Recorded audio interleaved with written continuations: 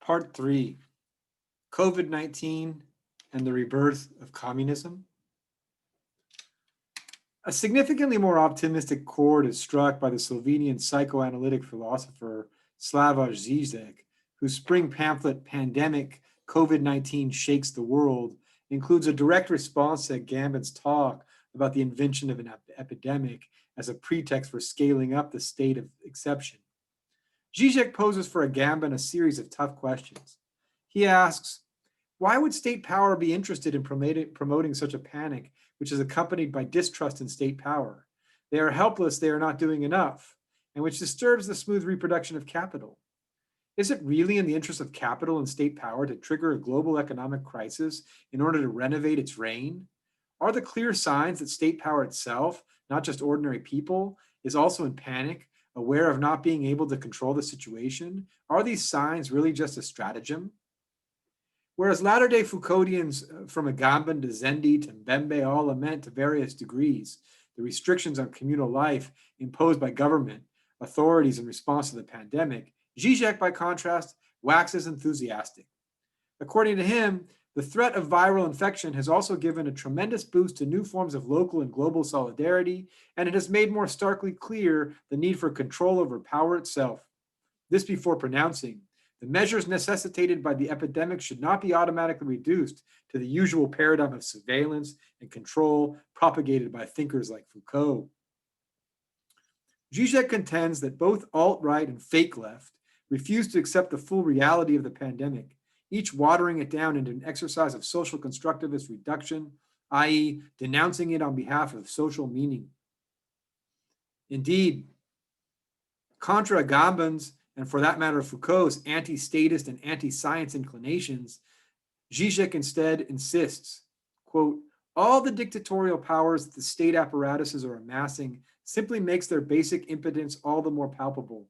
We should resist here the temptation of celebrating this disintegration of trust as an opening for people to self-organize locally outside the state apparatuses. An efficient state which delivers and can be trusted, at least to some degree, is today needed more than ever. Self-organization of local communities can only work in combination with the state apparatus and with science. We are now forced to admit that modern science, in spite of all its hidden biases, is the predominant form of transcultural universality. The epidemic provides a welcome opportunity for science to assert itself in this role. Moreover, in response to lamentations about social distancing as allegedly mandating an end to solidarity, Zizek insists to the contrary, that not to shake hands and isolate when needed is today's form of solidarity. Zizek goes on to quote Agamben at some length in order to refute him. He writes, I respectfully disagree with George Agamben, who sees the ongoing crisis as a sign that, quote, our society no longer believes in anything but bare life. It is obvious that Italians are disposed to sacrifice practically everything, the normal conditions of life, social relationships, work, even friendships, affections, and religious and political convictions to the danger of getting sick, bare life, according to Agamben, and the danger of losing it is not something that unites people, but blinds and separates them. To this, Zizek replies, things are much more ambiguous. The threat of death does always unite them. To maintain a corporeal distance is to show respect to the other, since I also might be a virus bearer. And even more emphatically, he contends, our desperate wish to survive does not imply the stance of forget about changes. Let's just keep safe the existing state of things. Let's save our bare lives. In fact, the opposite is true. It is through our effort to save humanity from self-destruction that we are creating a new humanity. It is only through this mortal threat that we can envision a unified humanity. Zizek thus glimpses the possibility of an emergent vision of a unified humanity as a response to the global pandemic, not altogether different from Mbembe's plea for the universal right to breathe. But in striking contrast to Mbembe, he links this emergent vision of unity to the highly implausible claim, in his words, that, quote, as Martin Luther King put it more than half a century ago, we may have all come on different ships, but we're all in the same boat now.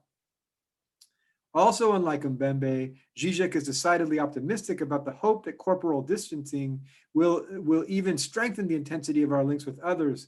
In this vein, he claims, It is only now, when I have to avoid many of those who are close to me, that I fully experience their presence, their importance to me. Which is not to say that he sees only good things lying ahead. Indeed, he foresees economic destruction. According to him, the virus will shatter the very foundations of our lives, causing not only an immense amount of suffering, but also economic havoc, conceivably worse than the Great Recession.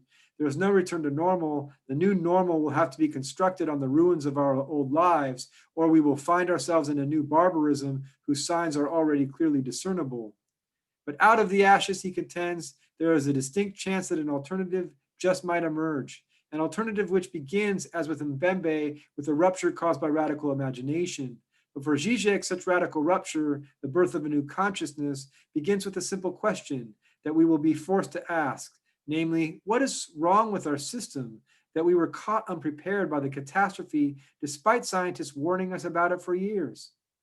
In the midst of the crisis, Zizek laments the triumphant return of capitalist animism, of treating social phenomena such as markets or financial capital as living entities. He notes, if one reads our big media, the impression one gets is that what we should really worry about are not the thousands who have already died and the many more who will, but the fact that markets are panicking. Coronavirus is ever more disturbing the smooth functioning of the world market. But from here, he proceeds to pose the radical anti-capitalist question. Does all this not clearly signal the urgent need for reorganization of global economy, which will no longer be at the mercy of market mechanisms? Characteristically enough, Zizek emphasizes the way in which the response to the pandemic is working to exacerbate class divisions in the capitalist political economy. He writes, from lockdown, class divisions have acquired a new dimension in the coronavirus panic. We are bombarded by calls to work from home, in safe isolation. But which groups can do this? Precarious intellectual workers and managers who are able to cooperate through email and teleconferencing so that even when they are quarantined, their work goes on more or less smoothly. They may gain even more time to exploit ourselves. But what about those whose work has to take place outside, in factories and fields, in stores, hospitals, and public transport? Many things have to take place in the unsafe outside, so that others can survive in their private quarantine. In the same boat? Even more characteristically, Zizek makes use of references to popular culture, in this case to Quentin Tarantino's film Kill Bill, which featured the so-called 5-point palm exploding heart technique, allegedly the deadliest blow in all of martial arts. According to Zizek, the coronavirus epidemic is a kind of 5-point palm exploding heart technique on the global capitalist system, a signal that we cannot go on the way we have till now, that a radical change is needed. Indeed, he concludes, we need a catastrophe to be able to rethink the very basic features of the society in which we live. As we saw before with both Zendi and Mbembe, Zizek too is quick to connect the crisis caused by the coronavirus pandemic to the context of unfolding climate catastrophe in which it is taking place. He quotes the new materialist social theorist Bruno Latour to this end, insisting that Latour, quote, was right to emphasize that the coronavirus crisis is a dress rehearsal for the forthcoming climate change, which is the next crisis, the one in which the reorientation of living conditions is going to be posed as a challenge to all of us, as will all the details of a daily existence that we will have to learn to sort out carefully. From this Latourian point, Zizek again characteristically goes on to make the case for the link between both these crises and the system of global capitalism. In his words, the agency which makes war on us without declaring war on us is not just a group of people, but the existing global socioeconomic system. In short, the existing global order in which we all, the entirety of humanity, participate. Zizek concludes indeed subversively. We can see now the truly subversive potential of the notion of assemblage. And yet, Zizek also cautions against the temptation to treat the ongoing epidemic as something that has a deeper meaning. He writes, we should of course analyze in detail the social conditions which made the coronavirus epidemic possible. The usual suspects are waiting in line to be questioned: globalization, the capitalist market, the transience of the rich. However, we should resist the temptation to treat the ongoing epidemic as something that has a deeper meaning, the cruel but just punishment of humanity for the ruthless exploitation of life on earth. The reason for this? According to Zizek, an unapologetic and unabashed modernist, Quote, if we search for such a hidden message, we remain pre-modern. He concludes, the really difficult thing to accept is the fact that the ongoing epidemic is a result of natural contingency at its purest, that it just happened and hides no deeper meaning. And with that, we'll take another pause.